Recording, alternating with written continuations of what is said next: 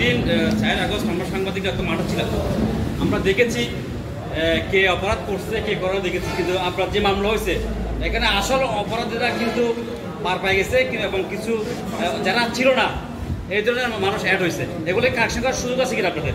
কারণ আমরা দেখেছি বাচ্চাদেরকে ফিরানো হয়েছে দিন। মুন্নার কথা খুবই সত্য কথা। একটা মামলা করতে গেলে অনেক তথ্য উপত্য অনেক কিছু লাগে। মামলা হয়েছে, এটাই হলো আসল কথা। মামলা হওয়ার পর এখানে অনেক বিএনপির লোকও কিন্তু এই মামলায় ঢুকে গেছে।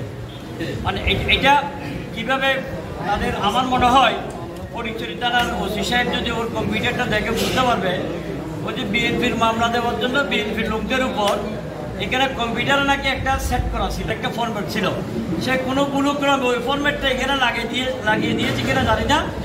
আমি ওসি সাহেবকে বলবো বিএনপির লোকদেরকে ওইখান থেকে নামগুলো যেন বাদ দিয়ে দেয়। যারা দল করছে, বিএনপি করছে, নিরাপদ লোক ঢুকলে এরা বাদ যাবে।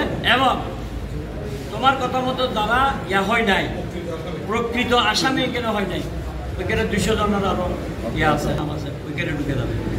ফটিকছড়ির বিভিন্ন জায়গায় বিএনপির নাম ব্যবহার করে এবং অঙ্গসংগঠনের নাম ব্যবহার করে পাহাড় কাটা হচ্ছে, গাছ কাটা হচ্ছে, এ ধরনের বিষয়গুলো আমরা সরজমিনে গিয়ে দেখেছি।